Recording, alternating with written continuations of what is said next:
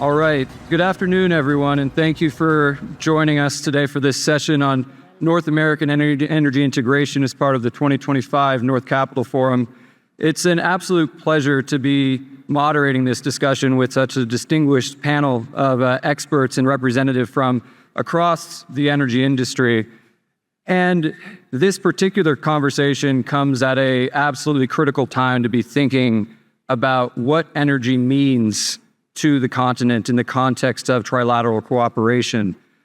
I'm struck by the conversations that we've had over the past day and a half have all touched on any number of different areas of economic partnership and economic opportunity, whether that's the AI economy and our build out of data centers to industrialization, reindustrialization, and nearshoring, to how we manage our own energy security in the context of geopolitical competition. I find that we won't get any of those individual pieces right if we don't get the energy question right.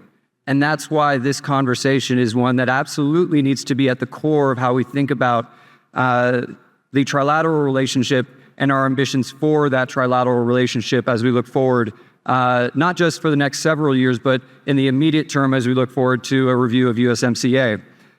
Fortunately, as the moderator, I don't have to have the answer to that question, and I have a distinguished panel to rely on. So, as was mentioned, it's my absolute pleasure to be joined by Tania Ortiz-Mena, the president of Semper Infrastructure, Katia Somoano, the chief executive officer of Iberdrola, Gerardo Cervantes, the senior vice president of Savi Energia, Gregory Romero, the senior vice president of Mexico Natural Gas Pipelines from TC Energy, and Carlos Garcia, the senior vice president of Latin America Commercial Operations at Valero and the president of AmCham Mexico. Thank you.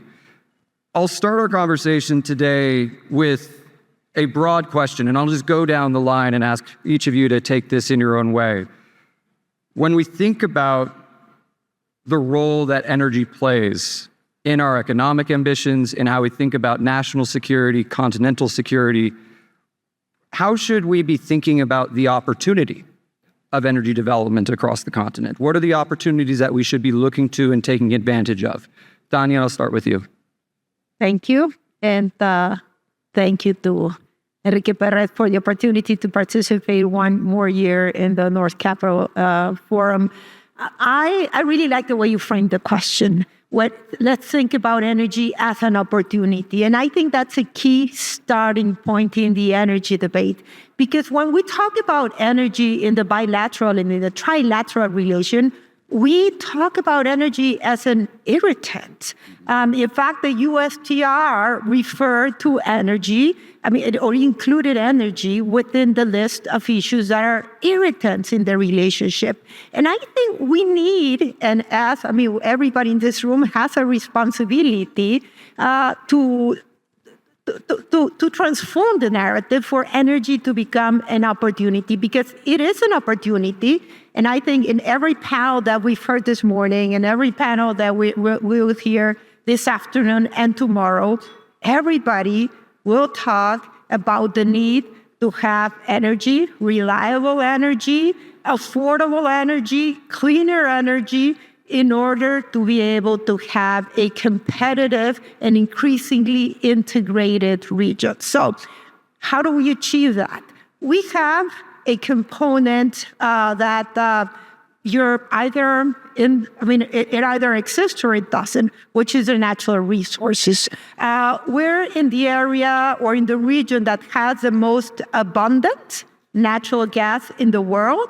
We have abundant clean energy resources, both wind and power, and the specific characteristics to be able to develop those resources so that, you either have hydrocarbons and renewable resources or you don't. North America has that. What's missing is infrastructure. And I think that's a discussion that needs to be had today. How do we ensure that we have the capital, the billions, I would say, billions and billions of dollars that are needed to invest in? How do we make sure that we have the right technology? And how do we make sure that we have the right rules, regulations, and coordination to be able to develop that infrastructure? I'll leave it there. infrastructure in particular is an area I think we'll have to follow up on shortly. Katya, I'll turn it to you with the same question. How do we think about the opportunity of North American energy and energy integration?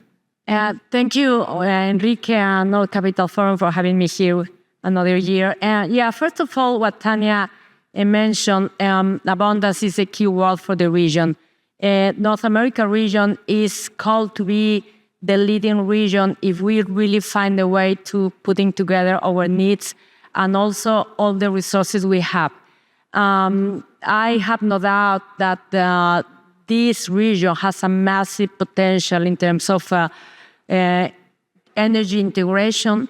But also, if we think that energy is at the end of the day a tool for achieving a greater goal, which is integration of trade, services, and investment, of course, we have to look at energy and put it in a very special place. Tanya just mentioned what is missing in this context, with this infrastructure, of course, investment. But I will also say that we need also to foster the dialogue. Fostering the dialogue will help us to strengthen the trust that is needed to convey all this new revolution that we have to face.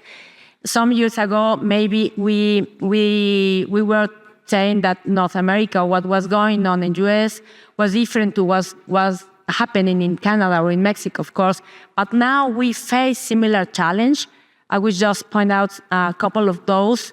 For example, we all need to have more infrastructure in order to cope with these huge demands that we didn't have some years ago, that is mainly driven by artificial intelligence. And also, that has also brought to the table the need to interconnect different regions. And in US, for example, are operates in an isolated way. Now they are rethinking the central design of this grid that was at the beginning thought as a central grid, and now that's not going to be enough to meet the demand and all the needs that we have. So for me, creativity is essential. It's essential to strengthen the trust. And of course, we have to do it now, because now is the time to act. We cannot wait more for starting with this new frame of how to act together in the region.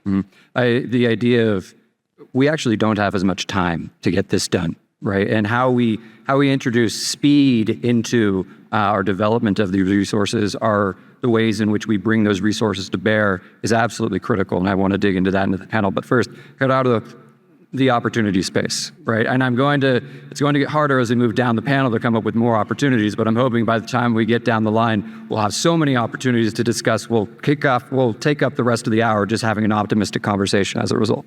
No, that's perfectly fine. First of all, thank you for the opportunity of being here, the North Capital Forum. I'm honored to spend time with my colleagues here. In terms of opportunity, what I would like to point out primarily is that we have a lot of demand, and we always want that in every market we operate in, right? Anything we do, either is equipment, mining, power generation, gas supply, whatever you want, what you want to have in the market is demand, right? You want people to be buying whatever it is that you produce. And right now it seems like the world is hunger for energy in all their forms, right? Power generation, gas, natural gas, fuels, renewables, clean energy. So basically, right now we have everything we always wanted in terms of fundamentals, right? We have the demand there. Now, how can we take that opportunity? It's a matter of coordination. I like that word very much, Tanya. Each of our countries is very good at doing certain things and not so very good in doing others, right? I can speak for what I think our country does best, Mexico, which is manufacturing. We're an amazing powerhouse for manufacturing pretty much anything. We can manufacture semiconductors, digitals, transformers. Some time ago, we even manufactured gas turbines, right? Generators, so on and so forth. So this is a huge opportunity for everybody in this room that is dedicated, that have dedicated their lives into manufacturing and industry. It's not only a matter of infrastructure for power generation companies or transmission line infrastructure companies or natural gas companies. It's for everybody because we require a lot of equipment in order to increase that infrastructure. That's on the one hand, that the big opportunity is there. And the second one, I would not like to put it as an opportunity because it's really not, it's more a responsibility. We're running late, indeed. We are running late in all of our countries. It is not a thing of Mexico or the US alone or Canada. It's in the three countries and pretty much entire world. We're running late on increasing our energy infrastructure across the spectrum, right? And the responsibility there is we must, all of us, operate our current infrastructure in the most efficient, effective, and reliable way possible. Because the ability to the countries to keep serving their energy requirements, their energy demands, is not only about building new infrastructure, is that the current infrastructure operates in the best possible way. So that's another thing that I think it's important, very important to point out. Exactly. And with your first opportunity associated with manufacturing, there's a huge supply chain conversation to be had within that, and I want to dig into that in a moment. Carlos, same question. What does the opportunity space look like from your perspective? Both, I think it's interesting to hear from your perspective, both in terms of your work at Valero, but also as president of AmCham Mexico. Yes. Well, first, thank you to the North Capital Forum to allow me to talk about my second favorite topic. My first being my kids and my grandkids. But you know, myself and my colleagues here on the stage have dedicated our entire career to the energy space because it's a very passionate space. And Tanya alluded to it. Without energy, you don't have anything. It's the enabler for economic growth. It's the precursor or an obligated variable that you need to resolve in order to pull people out of poverty and for economic growth. So I think that's having said that, the opportunities are huge. I think that North America is the envy of all regions around the world. I mean, we literally have everything we need. Rare earth metals. We have renewable energy potential that's huge. Mexico has huge potential geothermal. We've got traditional resources of energy and hydrocarbons. Canada, a huge resource of the tar sands. Texas being one of the cheapest resources of natural gas in the world, which makes manufacturing competitive. And so the potentials are really important. There's capital interest. There's technology know-how that is ready to deploy in the region, and so I'm optimistic about the space, mainly because of the demand. I think you were mentioning to it, right? The demand is there, and it's going to continue to grow. Now it's the government's role to set the framework for that, to unleash that investment. Mm-hmm. And of course, you mentioned capital is ready to be deployed. We just need to figure out how to actually get it deployed, and to Katya's point, get it deployed at speed and at scale. Greg, I'll let you wrap us up with the opportunity space here. From your perspective, and I think TC has a really interesting story in terms of its integration across the trilateral. So where do you see the opportunity space?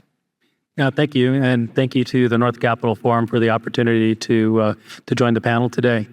TC, we're really the only natural gas infrastructure company that has significant operations in Canada, Mexico, and the United States.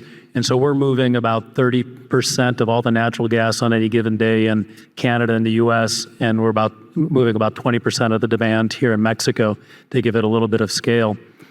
I think going back to what my colleagues here on the panel were saying, the demand growth is really quite extraordinary. I think we find ourselves in a generational increase in demand. We're looking at approximately 45 BCF a day of incremental natural gas demand over the next decade. And what's driving that, to a large extent, it's AI, it's coal to gas conversions, and natural gas we view as being one of the really key fuels that's going to help satisfy that demand. So we have a unique opportunity here with AI. How does North America maintain its lead in the AI race? How does North America maintain energy security? And how does North America continue to have the energy foundation for a continued socioeconomic growth? And really one of the benefits is that we have large resources and of energy available. And when you look at in the natural gas space, we have 31% of all the natural gas production in the world is produced in North America. So when you look at how do we build the infrastructure to take advantage of that opportunity set to make sure we keep those competitive advantages for North America, I think those are the real opportunities. And you see that with the LNG, LNG development down here in Mexico, with the opportunity of Mexico being exporting Texas gas. I mean, they're really tremendous cross-border opportunities. You mentioned the scale of demand growth that we're witnessing across the continent, across the trilateral, is profound and actually likely reflective of a structural increase in energy demand that I think just a few years ago we weren't necessarily expecting to see. And Greg, since you went last, I'm actually going to go twice to you just to make sure you don't wait so long again. But you mentioned the resource wealth, the fact that 31% of global gas is produced between the United States and Canada. How do we effectively bring that natural resource to bear to meet these demand challenges? It's a problem of infrastructure. Do we need more policy support? What are the tools that you see needing to be developed in the toolkit in order to effectively leverage gas's potential as a supply-side solution and turn the trilateral into a North American energy powerhouse? That's a great question. And I think a lot of it goes to how do you create the environment, the political and regulatory environment to foster that type of infrastructure development. It was really interesting is last week, the premier of Alberta, basically the equivalent to a governor for those who are from the U.S. or a state here in Mexico, she used one of the projects that we've built here in Mexico, the Southeast Gateway project, Puerta Sureste, as a great example of how you can have a private-public collaboration to facilitate the construction of needed infrastructure. So for those of you who aren't familiar with the project, it was a mega project, 715-kilometer offshore pipeline that we developed with in collaboration with the CFE, the state-owned utility here in Mexico. And we were able to streamline permitting. We were able to collaboratively work to shorten the entire period of almost a $4 billion project from under 3 years from the final investment decision to going in service. So it's a really great example of how the private sector and the public sector can work together. And in Canada, they're using that as a model for the Canadian government to work with the private sector. Tanya, I want to give you the opportunity to weigh in on this as well.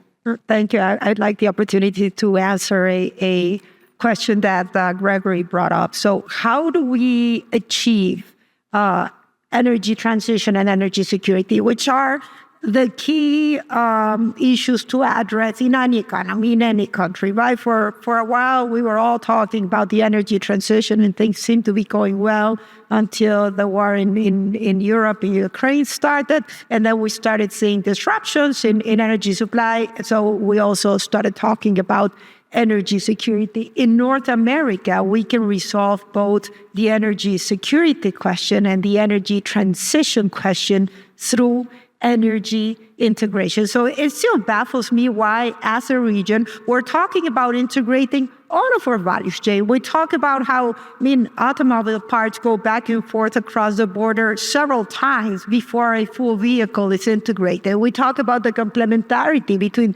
Canada, the US, and Mexico in, again, many, many value chain. And like Gerardo said, each country is very good at certain things and not so good at other things. And that's really what USMCA reflects, right? What we can achieve, how can we be more competitive as a region, but it also kind of recognizes the competitive advantages of each country. Why are we doing that on the energy front? Why are we thinking about Mexico, the US, and Canada as isolated energy markets that only interconnect to the minimum degree possible? So I think this is a USMCA review is actually an opportunity to bring energy to the table and have an integrated view as a region for energy resources, to think into the future as a region how we can develop a joint and integrated energy system. So the USMCA review is an opportunity to bring energy to the table. Absolutely. And since we're Carlos, did you want to weigh in on that? Yeah, I was going to agree wholeheartedly. There was a time in our history, in our relationship, not too long ago, where there were meetings at the secretary level in the energy space across the three countries. I think that's a huge missed opportunity for exactly what Tania is saying, is a more collaborative effort in designing a North American energy strategy and take advantage of all the opportunities, the technologies and the know-how we have and the resources. And part of that integration strategy, as you mentioned, Tania, it's not just the cross-border electricity trade or the energy trade itself, it's also the linkages in the supply chain. So Gerardo, I want to give you the opportunity to kind of deep dive or double click a little bit on where you see that supply chain needing to evolve. And then I think I'd like to come back to Katia to talk about how we think about renewables in this story in particular.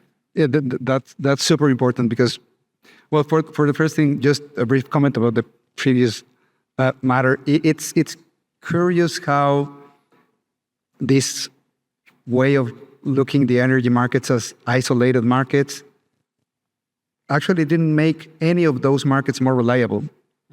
Because it's not happening here, but it's not happening in the US as well, right? They have a lot of problems with the grid reliability, power grid reliability in many different parts of the country. So certainly this is a problem in the entire region, not only here.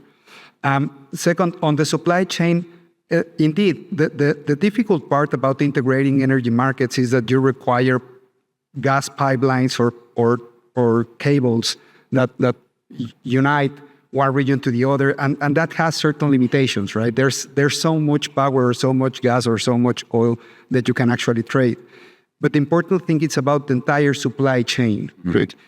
And this is a conversation that it has never happened in that way with the energy on people's mind, on the government's minds.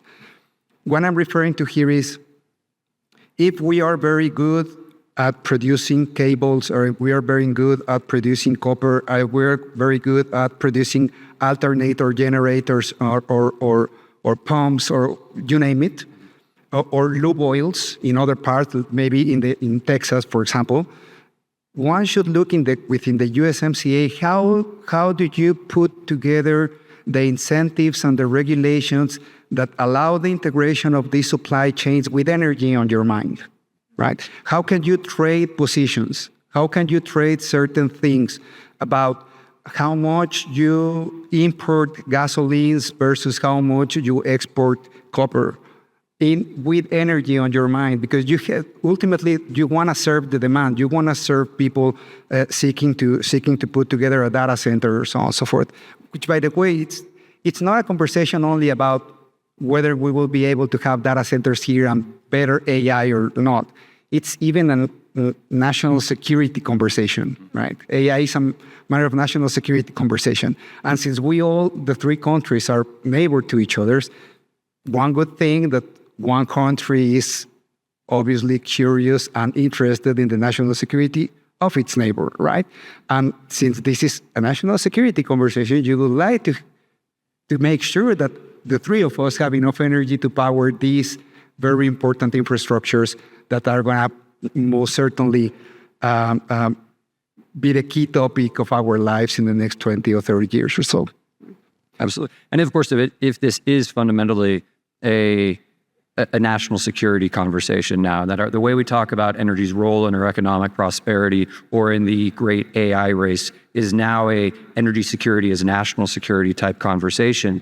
We need, whether it's from the perspective of energy transition or the perspective of we need a all of the above approach to our entire energy mix, we need to think about the balance of renewables and traditional fossil fuels, and including some of the next generation innovative energy technologies like nuclear, which frankly doesn't get talked enough about up till very recently. So Katya, I might turn this question to you. When we think about the balancing role of, or possibly complementary role of renewables and natural gas, for example, how do you see that complementarity playing out, both within your own vision into Mexico's energy system, but also in a wider continental context? Yeah, I think the world has taught some lessons recently. Europe, what happened in Europe some years ago, the dependence of natural gas from one country to the other affected not only the region, but affected the world as a whole. So I think that not single technology can be the one that rules this transition and this revolution in terms of energy worldwide.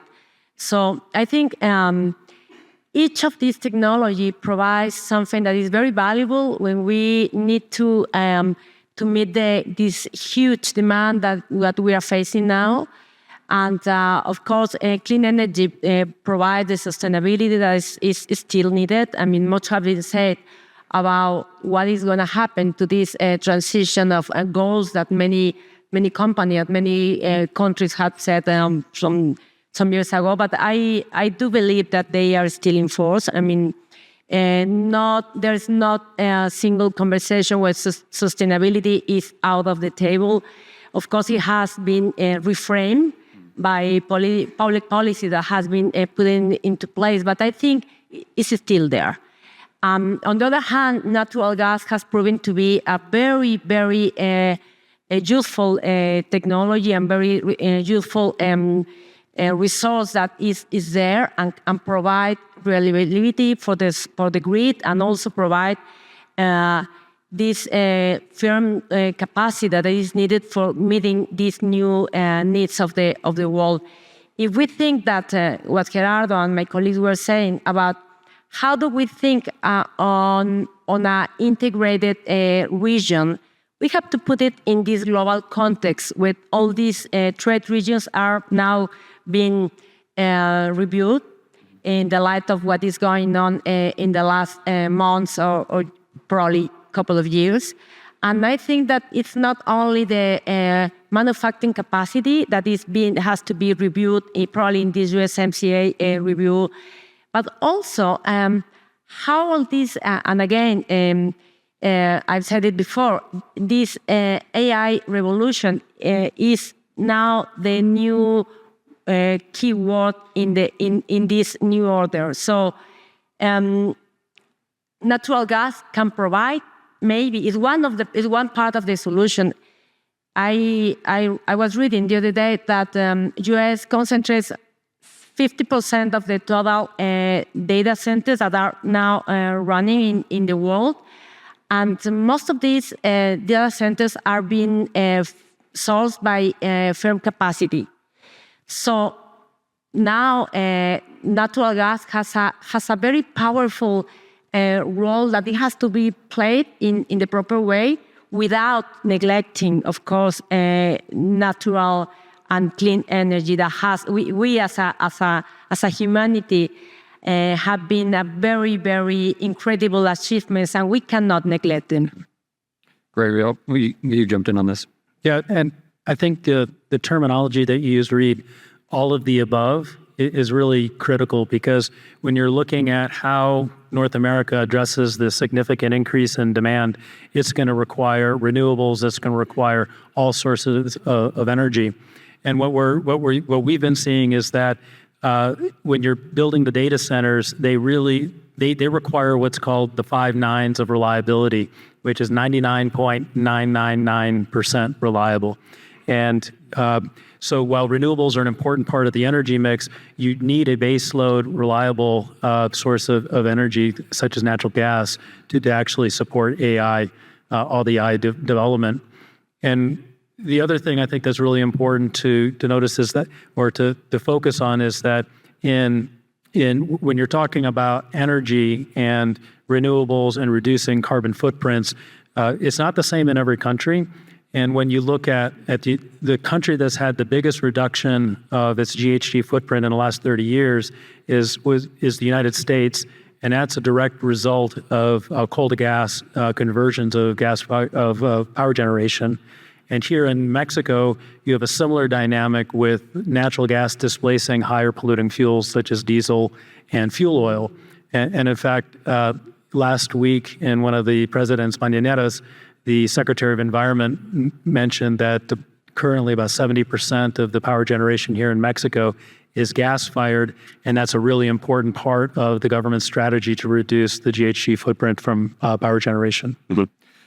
I want to draw on Tanya on this question, and I know you also have thoughts on the current subject, but I really want to draw out this idea that how we meet energy demand is fundamentally an infrastructure problem, right? Whether that's in-country infrastructure, whether that's associated with the grid, transmission, pipelines, or cross-border infrastructure as well. And that's both spaces are areas where Sempra Infrastructure has had a significant role. So if you could jump in on the conversation that Greg is leading, but also open up this idea of infrastructure and how we enable it.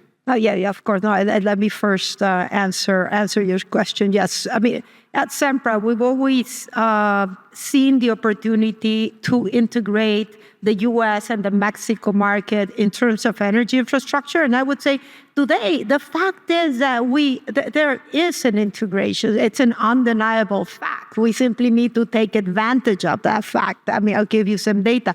There are 24 cross-border natural gas pipelines between the U.S. and Mexico, and Sempra actually has built 11 of those 24 interconnections. So, we're bringing in natural gas from the U.S. through every single border state between the U.S. and Mexico. We also have transmission lines. Gerardo Savi has transmission lines that actually, where we generate power in Mexico, both gas-fired and renewable, and export into the United States. So there is a lot of integration, and it's part of the infrastructure that makes those border states very, very competitive. So there's a cross-border portion, but then I would say there's a grid component, which is both in the form of transmission line and natural gas pipelines. And you can never have enough of either, and that takes a lot of centralized planning. The President Sheinbaum administration is undertaking the effort of putting together the plan for what will both the gas and power grid look like. So I think that'll be a very, very important starting point. But let me just go back to Gregory's point, which I think was very important, and the relevance of natural gas in the energy mix of North America and how it complements clean power, renewable generation. But I think there's also a very relevant conversation taking place, which has to do with not only the relevance of energy to power or industries, but the opportunity for North America to export energy to the rest of the world in the form of liquefied natural gas. Today, the United States is the largest natural gas producer and exporter in the world, and a lot of that infrastructure is integrated through Canada, who has its own natural gas production, and through Mexico, which also has the plan to increase natural gas production. So North America can not only be exporting manufactured products, but North America is becoming a very, very relevant exporter of energy to other parts of the world. And again, if we're able to further integrate our infrastructure, we'll be able to further take advantage of that particular opportunity. It's so much that enabling energy security on the continent then becomes an engine for the continent to be a force for energy security outward to those partners and allies. And I want to pick up on that thread in a second. But first, I want to go to Gerardo and talk a little bit about we have this idea of infrastructure and grid reliability and grid resiliency, frankly. Too often it's the part of energy that doesn't get talked about enough. But at a moment when we have growing demand, growing concerns about energy access, growing concerns about energy affordability, that fundamentally comes back down to how effective is the grid in meeting those needs. So can you speak a little bit to how we think about the grid reliability, and grid resiliency in the context of our North American energy security? So the easy question, right? Oh, there we go. All right, so sure. I think that grid reliability, infrastructure reliability in general, is I referred to before as a responsibility, but it's something that within our company in Savvy, we have named a compliance culture. Mm-hmm. If you want to have a reliable power grid, you need every single actor, or at least the relevant ones, within that infrastructure play. And I'm referring not only to large consumers or large generators, but also power traders, power marketers, so on and so forth. You need everybody to follow the rules. And not only the technical ones, but also the market ones. If you are obliged by the rules to buy firm capacity, you should do so. Because if you don't, you're putting the grid at danger. If by law, if by regulation, you are forced to follow the grid codes, before thinking about filing an amparo, you should be wondering whether you can actually comply with it. Because they are asking you because it's important, right? Not because they want to, it's because it's important. And the supply-demand balance right now is super thin. We're skating in very, very thin ice every single day, or at least in the summer, and it could sound counterintuitive, but just trust me on this. Also, when demand is very, very low, we're also running in very, very thin ice. And during those moments, you want every single actor to be compliant with the grid code, with the standards, the quality standards of the equipment you operate, right? And you want people to follow the rules that have been settled in the market because there's a reason for those rules to exist. If people is thinking, how can I take the loophole? Well, then we have a blackout, right? That's what happens. I can't tell you because we operate the largest private generation company right now in Mexico. We have seen the enormous effort. I could even call it, I know it might sound a little bit cheesy, but a heroic effort of SENACE, of the Power Grid Independent System Operator, in running this summer. They have engaged with every single market participant to make sure that everybody has enough information on how to operate their business. This is very new. This is very new. This just happened now. They are doing their best. Now everybody else has to. If you want a reliable infrastructure where you have a very thin supply-demand balance, and until that time in which we fix that, because we need more cables, we need more pipes, we need more power plants, we all have to operate according to the rules. This is super important. And I just wanted to refer about the all of the above comment, because we hear that very often. It has a practicality and risk management thing to that, right? And the practicality is you need everything of the above because not everything is available to you at every moment in time. You might want to have a lot of new natural gas, combined cycle gas turbine power plants in your central planning. That's just perfectly fine. But you're going to get the gas turbines in 4 years because there are none. So you need renewables. You need solar panels, you need wind turbines, you need other things, because you don't have enough gas turbines in the market, just the way it is. Now, we need to talk in the USMCA how we can improve the manufacturing capacity of those equipment that we don't have available right now, but we have to go to other technologies that are available worldwide, not only in the region. This is also a very important aspect to discuss. Yeah. You touched on another element, and I want to go to Carlos with this question. It was something that, Katia, you introduced, this idea of speed. Can we address these opportunities, but also mitigate these prospective challenges in terms of a supply-demand crunch quickly enough? And part of that is Part of that's a policy question. Part of that's a question of how you quickly deploy capital and put stakes in the ground effectively. How do we build faster? Carlos, I'd be interested in your thoughts on this idea of we have such an opportunity and a challenge ahead of us, but we need to act quickly in order to seize that opportunity. How do we act quickly at this moment? Yeah, I mean, every day that we're not executing or building a power plant, we're running behind the eight ball.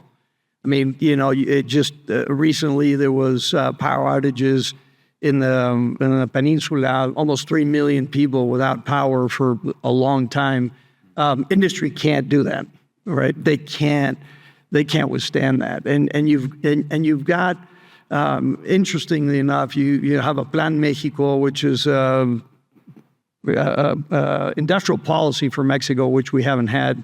I don't know if we've ever had an industrial policy as clear-cut as the Plan Mexico. And then you have the United States also looking to increase manufacturing or reshore manufacturing. That all needs power. That all needs power. And so every day that the rules aren't clear, now I do have to say that the Mexican government just published the regulations on Friday.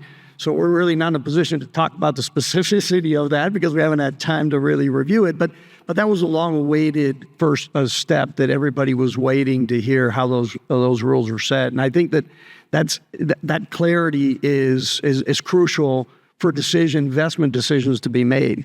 But you mentioned it as well. I mean, even if now we know the rules are clear, getting the equipment in country is going to be a huge, huge challenge. And so, you know, there's already issues of power supply in Mexico and frankly in other countries as well, the United States in certain areas.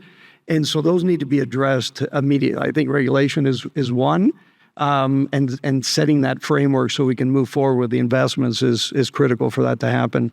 And I think, you know, one of the, addressing the issue of regional integration, I mean, at the end of the day, it comes down to trust.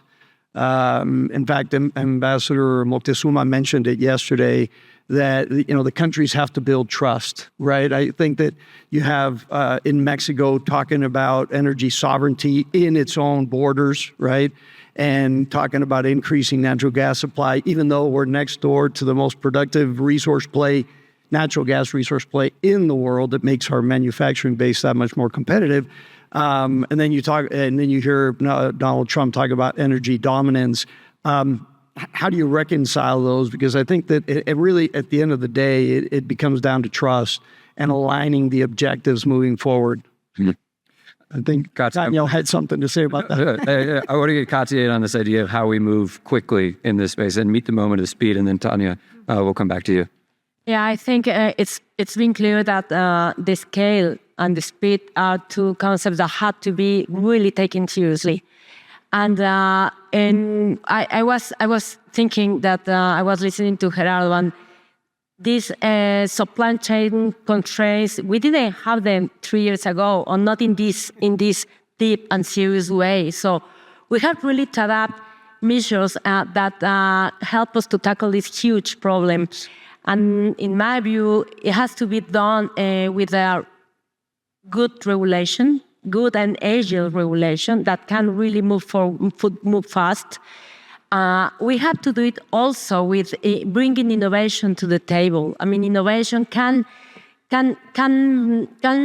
make a difference when we are finding solutions. For example, with we need to take advantage of all the energy produced in one side of the country, on one country, and we have to sell it to the other. Then we have to find a new, that are already there, of course, so technical solutions that help to redirect the flows of the energy from one place where it is needed to the other where not at the time or for some circumstances it's not needed at the point. And we also have to do it apply and deploying great amount of investment. And I was listening to what Greg said. And I welcome all these efforts of bringing a private and public sector together, finding a way to fund this huge amount of money that had to be put in the table. And we have to bring to the table also creativity. Some countries like UK had implemented very, very novel ways of funding this. amazing amounts of money that is need to meet all the demand that they are reshaping the grid, and they are finding new ways to put. So why don't we look at them, and why don't we bring all these new ways where public and private sector can come together and find the ways in a transparent, good way. So I have no doubt we have to act now. Now is the time to bet all in energy for the region. Absolutely. Tanya, I'll let you come in, and then Greg, I want to come back to you on this idea of energy security outwards and how we can use the continent as a force for energy security with our partners and allies. But Tanya. Thank you. No, Katia really answered the question. Now, the point that I wanted to make is that the key to unlocking Mexico's energy potential today, now that we have new rules that are clear, rules that are applicable to everyone in this new, I would call it a hybrid model with a predominant role for the state oil company, state energy company, Pemex and CFE. The key to unlocking the opportunity is through public-private collaboration. And collaboration entails dialogue, collaboration entails working together and advancing together, and that will allow us to unlock first the capital that's needed to bring the best technologies and ensure that we have the best and most competitive companies in the world participating in Mexico. But the key is public-private collaboration. I think that's the next step in unlocking Mexico's energy potential. Absolutely. Gregory, I want to wrap up at the end with one final lightning round. But before we do, this was brought up a few times in terms of how we think about North American energy integration in a global context. And a piece of that is the ways in which North America can be a force for energy security to its partners and allies around the world. From your perspective, how do we make the change effectively, or make the transition from not only ensuring our energy security on a continental basis, but translating that to our partners and allies as well? Well, I think that I think we've covered some of that already in terms of if we can export LNG, not only are we creating more opportunities to strengthen the North American economy and energy footprint, but we're also creating the opportunity to export LNG to displace and provide energy to our allies who would normally be, for example, reliant on Russia. So I think that there's a compelling national security interest and energy security in terms of focusing on looking at global exports and the role that North America can play. I think in terms of how you unlock that opportunity, it goes back to how do you attract capital and efficiently deploy it. And one of the challenges that you see in the United States, Canada, and Mexico is that it takes longer to permit most projects than it does to actually construct them. And so I think that a focus, and hopefully the USMCA will be a platform for that, is how do you have consistent, levelized, reasonable permitting and regulatory environments that will facilitate the attraction and deployment of capital efficiently across all three jurisdictions. And you teed up this lightning round actually perfectly. As we reach the final few minutes of this conversation, I do want to turn the conversation towards how we think about energy in the context of forthcoming review of USMCA. There's been a few ideas already thrown out around how you manage energy's role within the agreement, right? We have a little bit of the strategic, right? Do we need to actually have a strategic trilateral plan somehow codified within USMCA that allows us to think about energy as an asset? You have a more tactical component around regulatory alignment, but also supply chain management. There's a lot of ways in which we can use MCA as a catalyst to seize this energy opportunity. But I think the question I'd ask of each of you is, what are the practical next steps that we should take in terms of considering energy's role within USMCA as we approach the review? Tanya, we'll start with you. Wonderful question. Thank you. I think that, again, we need to bring the energy discussion to the table as not only an opportunity, but as something that's absolutely required in order to deepen regional integration and regional competitiveness. So we need to have a constructive discussion around energy, and it needs to be a part of the upcoming USMCA discussions. Katia, how do we square the role of energy within USMCA as we approach? Yeah, I think first of all we have to acknowledge that energy was a concept that was recently introduced to the trilateral discussion. It was not part of the agenda when NAFTA was drafted 25, 30 years ago. So I think much has been done since then. And now we have to introduce new concepts that are shaping the energy sector in the three countries. Storage is one, manufacturing capacity is one. We have also to introduce this harmonization concept in the three countries, because it takes a lot of time maybe to build one international type that the one that Savi runs nowadays. So we have to, again, to act quickly. And this can be done if the rules are set up there and everybody agree on there. And then it's execution and deployment of capital. So I think also we have to introduce the concept of how do we take advantage of the talent, in complementarities in terms of talent and workforce that are in our regions.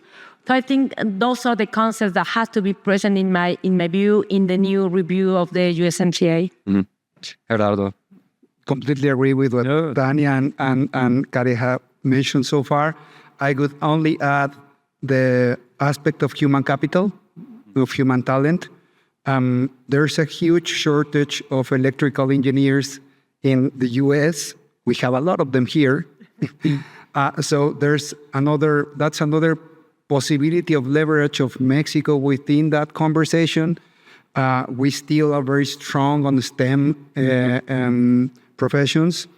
So this is something we can most certainly put on the table, and that should be also part of the conversation, right? Once again, energy not as an isolated subject, which by the way is super touchy for everyone, so why would you? But rather put it into perspective of an enabler of many other things. And within that, acknowledge your strengths, acknowledge where you're lacking of, and try to have a more serious, humble conversation around how you can help the other and what you need from them. We can put talent, human talent, in the table for this energy conversation, and we should certainly do so. Absolutely. Carlos, some final thoughts on how we think about energy in the context of UCO? Yeah, I mean, I hate to be somewhat repetitive, but I think it's crucial. I mean, you just mentioned it. I mean, energy is the enabler for everything else. And so, there's chapters on labor, there's chapters on particular industries, and underpinning all that is energy. And so that if we don't talk about it openly and come to some agreements, and the problem is, again, I think you alluded to it, energy is a very passionate subject, in particular in Mexico, where it's a very, in the sense of, again, in this context of national sovereignty. And I think, but it's clear. I mean, fortunately, President Sheinbaum's been very clear the role that Pemex and the CFE is going to play. Well, within that context, there's a lot of commonalities that can be broached, and I think that's where we need to focus. Again, not, people say, oh, well, energy is only X percent of GDP. Well, maybe so, but it enables 100% of GDP growth. And so if you look at it in that context, then it has to be at the forefront of conversations under the USMCA. I'm going to steal that. Energy enables 100% of GDP growth. That's a good line. Greg, your final thoughts on how we should think about energy at this really important moment in the trilateral trade relationship overall. Well, I think that when you look at energy is already the foundation, not only as an enabler, but it's a foundation of the integration of North America. It's one of the few areas where you have quite a bit of integration today, and I think it's a great point of departure for a broader conversation. When you look at, you have Canada selling natural gas to the United States, you have United States selling natural gas back to Canada, U.S. selling gas to Mexico, and you have power going across the borders on transmission lines. And so I think that as we look to the challenge of how we meet the tremendous opportunities of AI and nearshoring and manufacturing and creating jobs within North America, I think energy is that point of departure. And one thing that I think for me is a great symbol of that integration is going back to the Southeast Gateway project. You have a Canadian company that, in partnership with the CFE, a state-owned Mexican utility, built a almost $4 billion mega project and on time and $650 million under budget. And and that will enable the importation of Texas gas for the development of Southeast Mexico. So I think that is emblematic of what we're looking for and how the integration of North America and the energy sector can really be a powerful for change. Mm-hmm. I think you actually wrapped this up just about as perfectly as you could have. When you talk about energy integration, it's the integration of the supply chain. It's the integration of the flows of electrons and molecules across borders, but it's also the integration of the human capital and business partnerships needed to bring that all to bear in the first place.